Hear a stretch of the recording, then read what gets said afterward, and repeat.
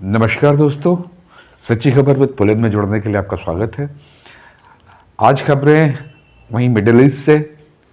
सबसे पहले तो हम युद्ध विराम की बात कर लेते हैं। युद्ध विराम लागू हुए इस वक्त तकरीबन 36 घंटे होने को आ रहे हैं, लेकिन अभी भी हारमुज जलसंधि को ईरान ने पूरी तरीके से नहीं खोला है। ईरान कुछ मित्र देशों की उसकी जो परिभाषा है, जिसमें भारत, पाकिस्तान, चाइना, रशिया ऐसे देश शामिल हैं, उनके कुछ एक सीमित जहाज जो कि 5 से 10 के बीच की संख्या से ऊपर नहीं हैं को निकलने की अनुमति दी गई है। बाकी लोगों से कहा गया है कि वे सेपा, जो कि आईजीएससी का एक बॉडी है, जो उनकी नौसेना की बॉडी है, उसकी परमिशन के बिना अगर किसी जहाज ने वहाँ से निकलने की कोशिश की तो उसे ईरानी सेना दुश्मन की कार्रवाई समझते हुए ध्वस्त भी कर सकता है। तो बाकी सारे हज़ारों जहाज अभी भी पूरी तरीके से वहाँ फंसे हुए हैं।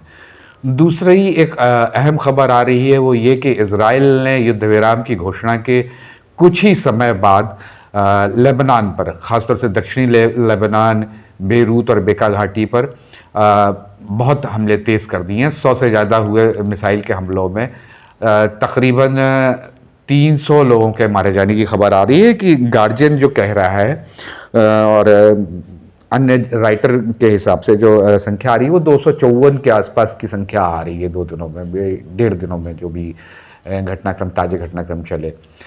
तो जिसमें हिजबुल्लाह के कमांडर, हिजबुल्लाह के चीफ नईम कासिम साहब की मौत की खबर भी आ रही है।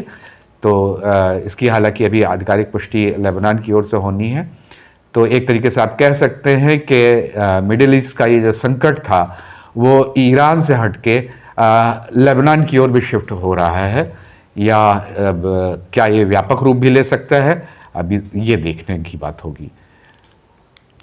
वहीं दिल्ली कैपिटल और गुजरात टाइटंस के बीच हुए मैच में स्लो बॉलिंग के लिए कप्तान शुभमन गिल पर बीसीसीआई ने 2.22 धारा का उल्लंघन मानते हुए 12 लाख रुपए का जुर्माना किया है। ये जुर्माना अब तक का सबसे बड़ा जुर्माना माना जा रहा है। ये कुछ प्रमुख खबरें थी। धन्यवाद जुड़े रहने के लिए। नमस्कार।